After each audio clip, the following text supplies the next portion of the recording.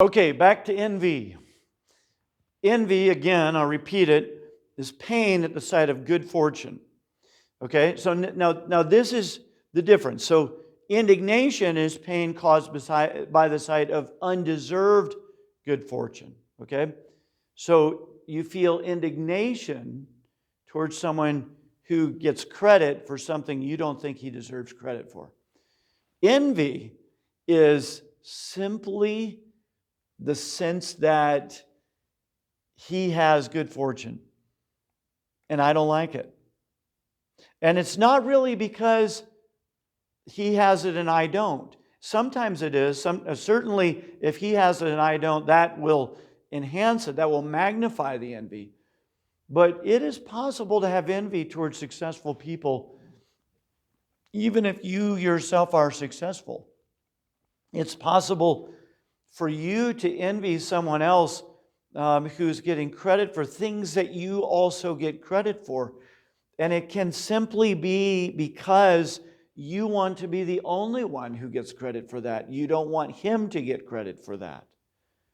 Envy is pain we feel towards the sight of good fortune. We feel it towards our equals, not with the idea of getting something for ourselves, but because the other people have it.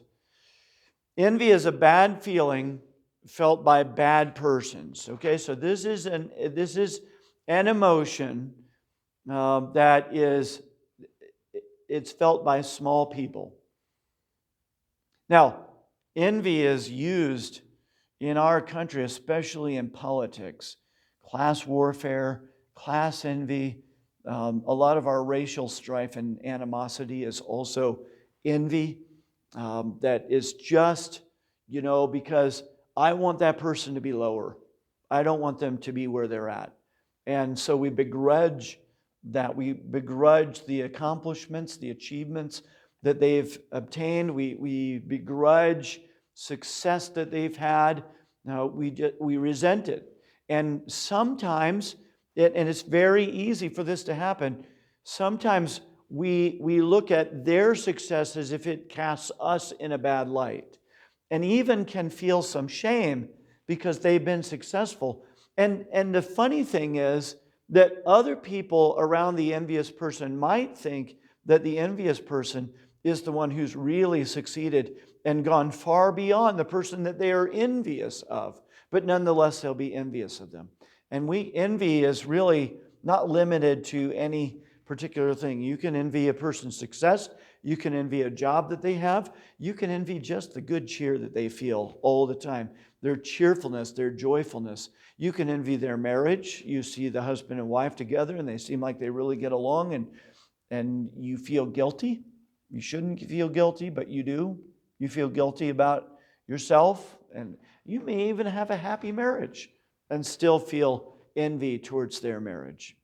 We feel envy if we have or think we have equals, or if we fall but a little short of having everything. If we aim at a reputation for anything, we feel envious on this particular point. Okay, so envy is really about me, not about the other person. And again, I have very high standards for myself, you say. And so we envy other people because they've achieved something, they've accomplished something. And it may be they haven't achieved as much as I have, but they seem a whole lot more content with what they've accomplished. They're not embarrassed by what they haven't achieved. They're just grateful for what they have, and that bothers me. Again, envy is what makes it a small, what makes it a virtue that is, it's not really a virtue, but what makes it a small virtue felt by small people is that it's such a self-absorbed thing there. Now, we feel envy. We envy our equals or our rivals who obtain various gifts of fortune or honor, especially when we feel that they have what we ought to have. So, but again, now the next one, emulation, is the opposite of envy, but there are a lot of similarities between the two. So we'll just say that envy freezes me. So I see what you've achieved. I think I ought to have achieved that too. But instead of it driving me, motivating me, it shrivels me. It's like the Grinch. His heart just shrinks so tiny, so low, because he envies what others have. Okay, emulation is the opposite of envy. It's pain caused by seeing the presence in persons whose nature is like our own, of good things that are highly valued and are possible for ourselves to acquire. So I'm seeing good things in this person, and I'm thinking, I could be that. I could do that. I ought to do that. That person is no different than me. We went to school together. We were like each other. Maybe even when we were in school, I was the cool kid. Everybody liked me, and people didn't like him so much, and yet he's really accomplished something. He's achieved something, and something great. And I'm looking at that. The difference between envy and emulation, again, is that envy shrivels me, freezes me, makes me not be able to function.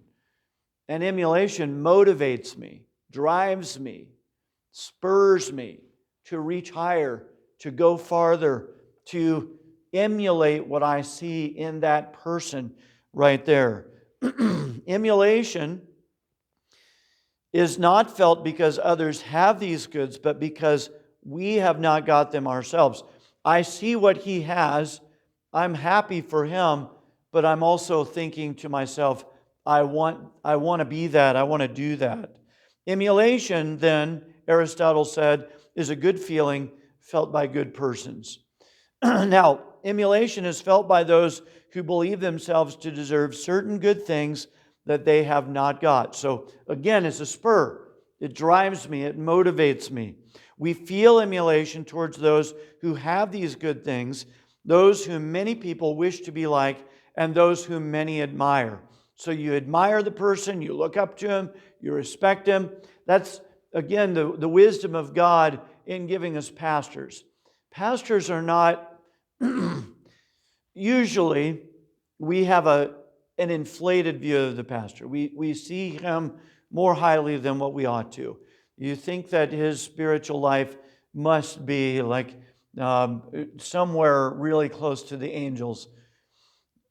And it's not true. And I believe that's why God intended that you have this pastor, and he's there when you're born and when you're raised and when you're married and when you're buried as well. And of course, it doesn't always work that way. Sometimes you're born when your pastor's old and so on. And so he's not going to be there for every step of your life. But the idea is that the pastor who's a shepherd is someone who knows you and knows you well, and you know them.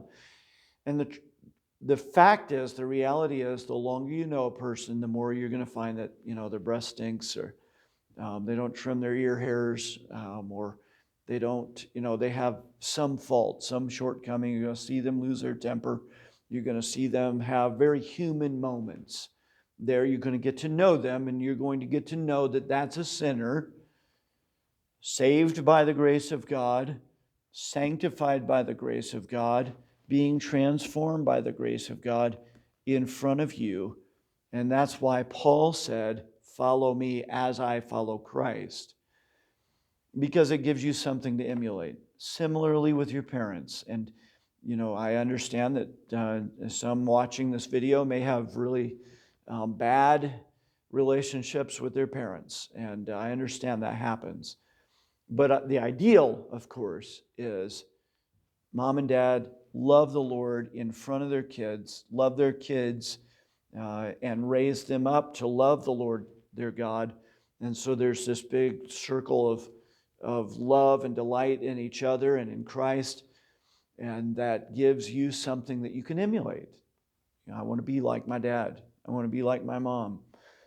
Maybe you have a teacher. Maybe there's an older saint in the church that you have grown to love and admire and appreciate, and you emulate them. You see things about them that you think, I want to be that. And hopefully in your life, there will not be just one person that you try to imitate. I always think it's a dangerous thing to have just one person you're trying to be like, but that there are a variety of different influences and different things in each person that you recognize as being really good and right and worthy of imitation, and you seek to emulate that person. Okay, we have one more part to Pathos, and then we'll be done.